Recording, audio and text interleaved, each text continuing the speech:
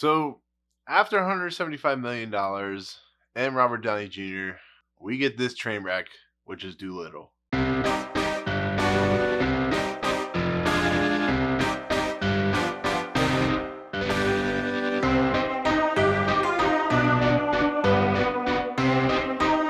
What's up, guys? Welcome to Movie and Points review of Dolittle, the newest film from director Stephen Gaghan.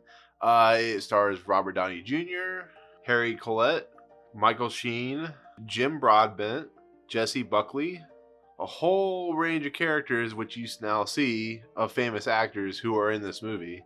And of course, Antonio Banderas, who's not really in this movie.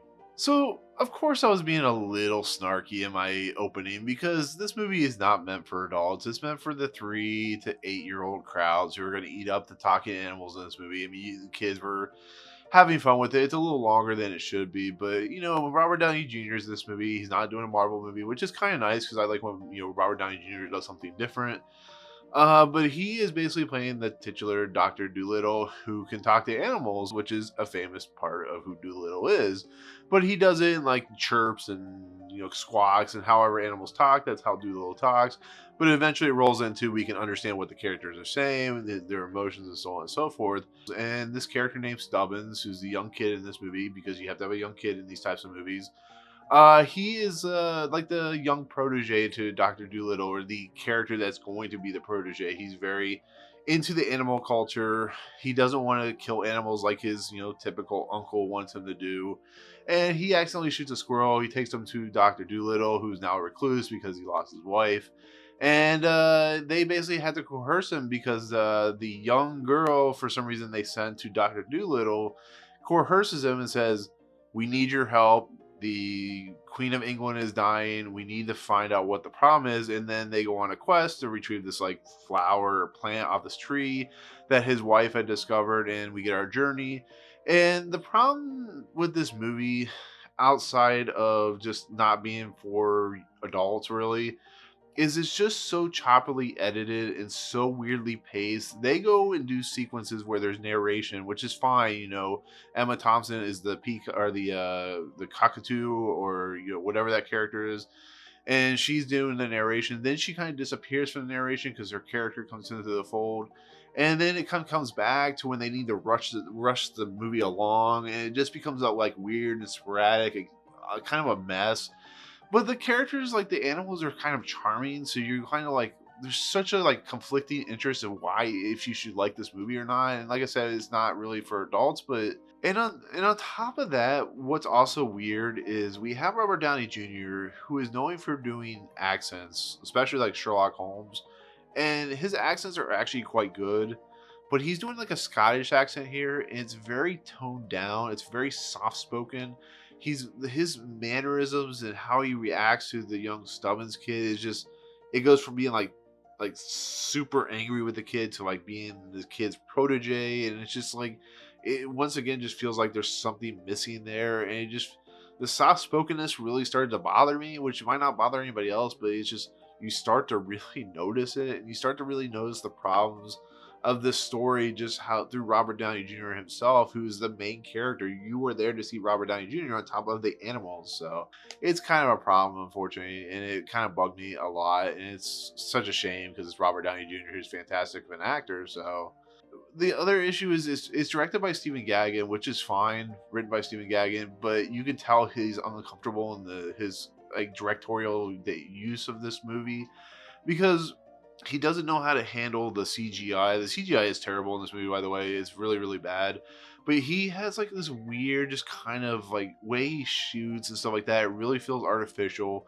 And then they brought the director of Battle Los Angeles and Darkness Falls, who is not a very good director, but because of the poor test screenings of this movie, they brought him in to do like 21 days of extra reshoots and stuff like that, which added into the inflation cost. This movie cost $175 million, by the way, into the inflation cost of this movie, because not only are you having to have CGI animals throughout this entire movie, but now you're having to reshoot everything. I'm sure all the cast is really expensive, especially Robert Downey Jr. And it just leads into some like weird, choppy mess of a movie. Antonio Banderas, who is a great actor. He just got nominated for a Oscar. Is just kind of misused in this movie. He's supposed to play an important character to Dolittle himself, but he's just kind of like there, and then he disappears, and he kind of appears, and then he disappears, which makes me wonder how much more this movie got really cut out, because you have to cut this down to kids length just to kind of keep kids occupied for a couple hours.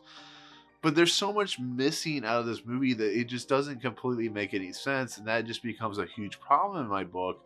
And then on top of that, Martin Sheen and Jim Broadbent are playing the villains, and they're kind of like one-note villains. They don't make any sense. They're like laughable stereotypes. Michael Sheen, who's one of the most underrated actors in Hollywood, who doesn't get the love he deserves. Like Frost Nixon, he was amazing in. He's like this weird villain that just, once again, like Antonio Banderas, is just there, and he disappears, and he somehow reappears, and it's just like, I don't know what's going on. It just becomes a problem. And Jim Broadbent's in this movie, and like I said, he's playing like the snarky bad guy as well. And it doesn't fit, it doesn't work, and that's the main problem. It's just nothing works in this movie. But like I said, I think it's Chi Chi or something like that, who's the gorilla, is a lot of fun because it's a very Lion from Wizard of Oz, scared-ish kind of a character. And you have John Cena playing the polar bear, which is a lot of fun. Everybody in this movie is a lot of fun to watch. But outside of the animals who are just there to appease kids and to kind of give them glee, there's not really much substance to this movie. It's really kind of a hard thing to see. And like I said, Stephen Gaghan, who directed and wrote Syriana, which is a fantastically interesting movie, it just doesn't feel whole. And I really would be interested to see what really went behind the scenes of this movie, kind of be like a fly on the wall. But like I said, if you're looking for something in January to take your kids to, this is probably the perfect thing, because you're definitely not going to take on the Bad Boys for Life. I can almost 100% guarantee you on that. But if you're like me and you're trying to decide what to watch, I'd go see 1917 again, or I guess Bad Boys for Life. I'm not the big Bad Boys fan of any age, but yeah, it's just not good. I mean, it's unfortunate. I think it probably got pushed back because of the poor reviews. But for a January movie, have something to take the kids to have fun for a couple hours, you can't go wrong. So I mean, it's not the worst thing I've seen this year so far. So, but it's just not great. So, anyways, thank you so much for watching. Hit that subscribe button. Join Movie Emporium. Hit that notification bell at the top to find out what's coming next, and comment below on any video that you watch, including this one. If you see Dolittle, let me know what you think of it. So, anyways, see you guys on the next video. Peace out.